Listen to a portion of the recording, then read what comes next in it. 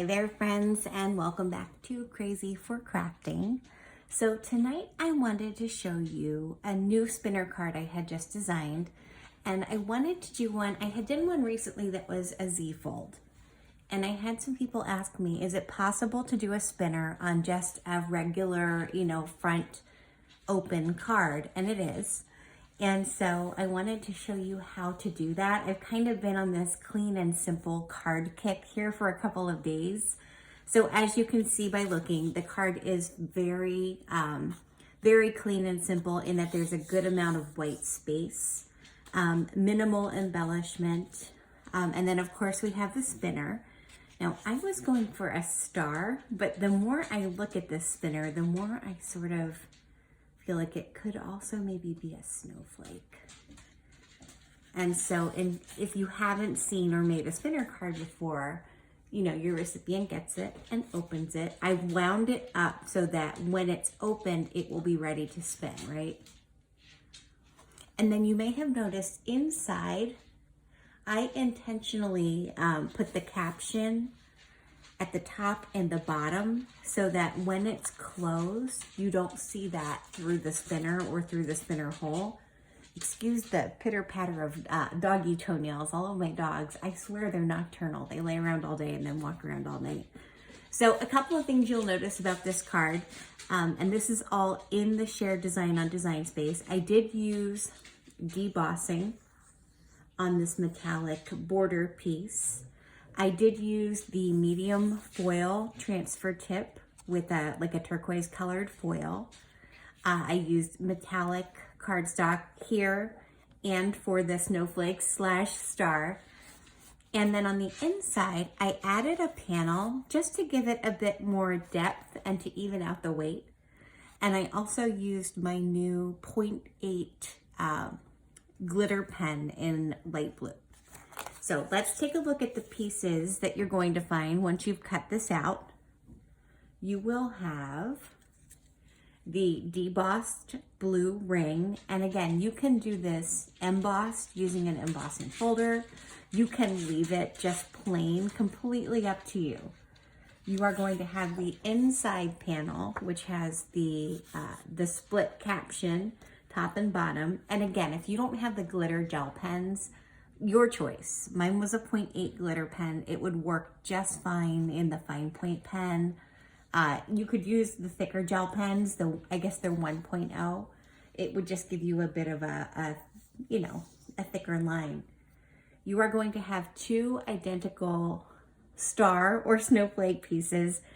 And I do want to talk about these when we get to this part, because this was sort of what had me saying words I won't say here on camera as I was designing the card. And then you are going to have your card base with this mostly circular cutout, as well as the tiny little caption here done with the foil transfer kit.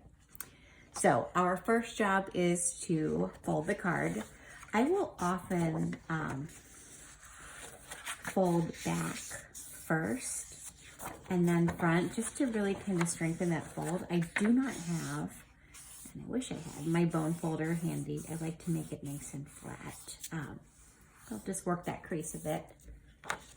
And then the first thing we'll do is open it up and go ahead and put this inside panel in it. And so of course I'm using my Barely Art Precision Craft Glue. I do have the precision tip on. While I don't need it for this piece, it is the tip I tend to use the most. I will absolutely be needing it when I put those star pieces together, because they are super duper thin and intricate. I think they look really pretty when the project is finished, but it definitely is kind of you have to be it's a precision job when you're gluing it. So we're just going to use these score line and the edges to kind of center this as best we can. My glitter pen is very dry at this point, so I'm okay with rubbing my fingers over it. Sometimes if I'm putting it together right after I've cut it, I'll be a little more careful about that. So we're going to go ahead and set this piece aside and pull out these two stars. Now, here's what I learned as I was making this. Even though they look symmetrical, they aren't. And if you cut out two identical ones, which was what I was trying to do, there is no possible way to glue them back to back so that they're going to match up without any, of the back part of the paper sticking out. And so this is done for you. In my design and design space, I mirrored it so that when you cut it out, you'll have two identical pieces, but it will be almost impossible to figure out which parts match up. So as soon as I take them off the mat, I go ahead and mark. This is piece number 1. I put a little, I don't know if you can see it, a little tiny dot with a fine tip pen. And then on piece number 2, my sticky silicone mat. Gosh, it's probably too late for me to be filming anything. And on this one, gotta find it there. I just made 2 tiny little blue dots so that when I'm lining them up, I will know which is the top to get them to line up perfectly. So as we do with any spinner card, we're gonna go ahead and cut. It won't need to be very long for this card, but I tend to err on the side of a little extra long. I'm gonna cut a piece of white thread, and then we're going to take star number 1 here. Now, I usually will go right down a center line on a spinner. You're gonna notice on this one, maybe I can point with this pin, you'll notice it does come down kind of a center line, but once we get here, it's not entirely straight. It just angles off to the left a little bit. I've experimented with it and I found that it does still spin and all of the things. So I'm not too concerned about that.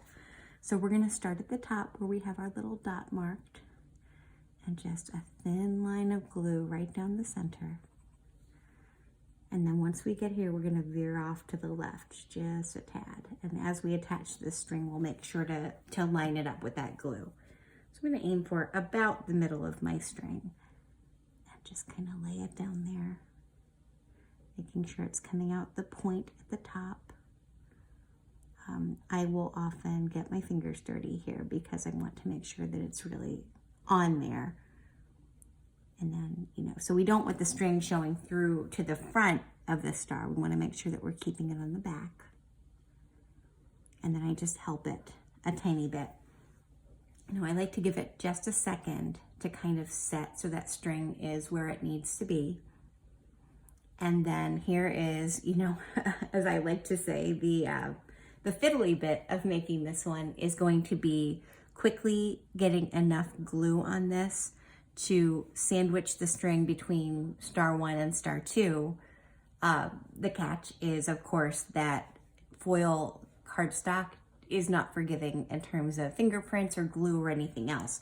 So you really don't want it oozing out.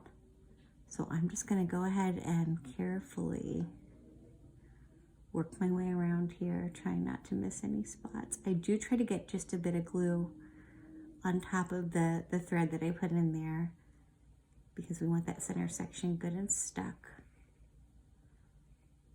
But you'll see I'm kind of, as quickly as I can work carefully, I should say. You don't want your glue to dry, but you also don't want it getting on the silver front of your star because that's going to show up. And if you do better with little dots, that's okay too. You just want to make sure you get every piece of it because we really want this to look like one cohesive sort of double-sided star. Okay, here's where it gets a bit tricky. So this is my top. You're gonna have to kind of pick a corner and just line it up first and then scooch it around. So I've got it sort of kind of stuck. The bottoms are fairly well lined up, but I see some corners at the top that aren't. So as you know, the glue gives you just the tiniest little bit of time to adjust. And I'm sorry if my hands are in your way here. I'm trying to get this guy before it actually officially sticks, and it's not perfect. I can see that I'm not 100% lined up on top as much as I would like to be. I did much better in my sample card, and I wonder, yeah, sometimes I will actually pull it up and try again. But I know that you understand lining something up perfectly. So this is not a perfect line-up job, and I'm gonna just let it be that.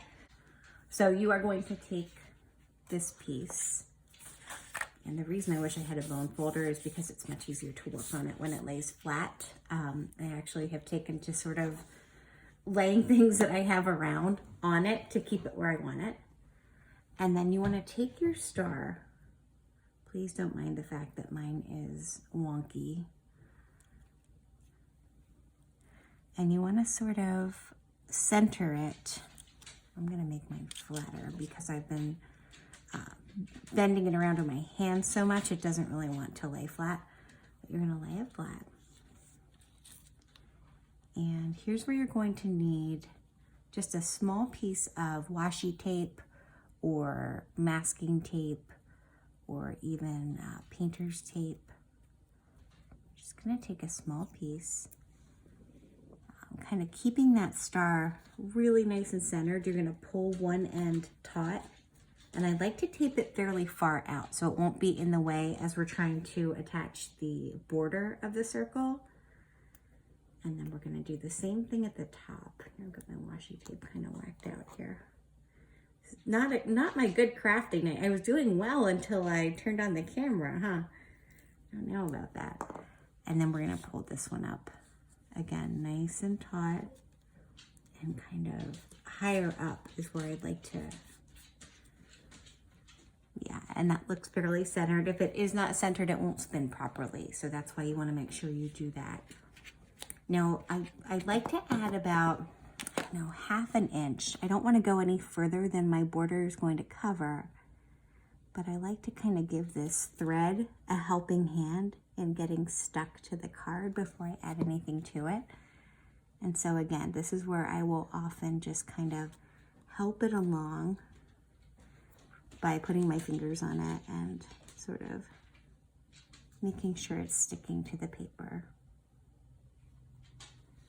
And I do want to give it a minute here.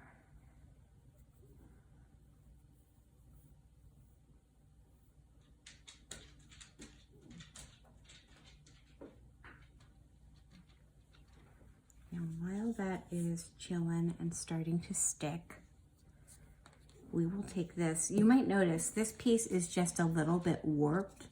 I find that when I use the debossing tool, and I've said this before, it makes the cardstock really stick very firmly to the mat. And so when you pull it up, sometimes you get a little bit of waviness. Not a big deal. The glue is going to help with that. But I'm going to go ahead and put some glue on the back of my circle.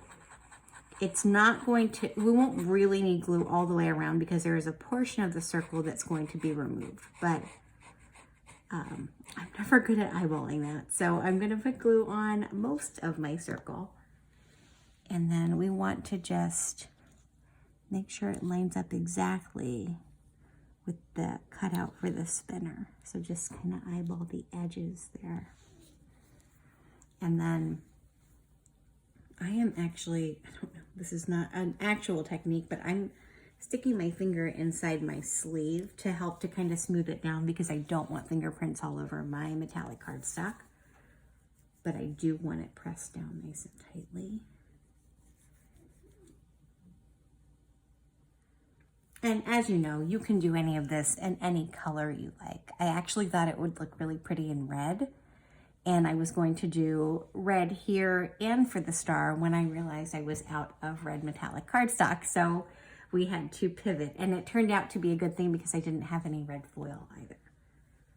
So we're going to carefully pick this up. Now, I'm sure there is a way, but in Design Space, I used a background from the image library for my debossing, and I attached it to the circle. However, I could not find a way to slice between the image and the background. And so I finally got frustrated and thought, you know what? I have scissors. So we're just gonna flip it over and right along the edge, just give it a snip. Get rid of the pieces you don't need. Right along the edge of the card. Ta-da! And who knows, maybe you have a use for this. I don't, it looks almost like a smile. Maybe you have a use for that, and if you don't, then that's okay too. So once we have this pretty well, you know, it's had now 2 or 3 minutes to dry. I think it will be okay if we very carefully pull up our washi tape.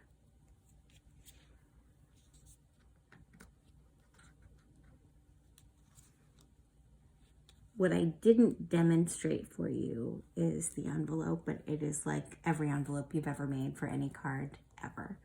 One of my favorite things to do with the envelope is to make it on patterned or Christmas cardstock with the pattern on the inside so that the envelope is white, and when your recipient opens it, they see the design. So the last step here is just to carefully snip these excess pieces of thread. And there you go. Now, I'm sure yours looks much more perfect than mine, but this gives you an idea at least of how to do it. And then of course you want to wind it up. Just pick a direction and spin it several times until it starts to, you'll feel some tension on it, and then you know. And see how pretty it is centered in there. And then you're just gonna open it up.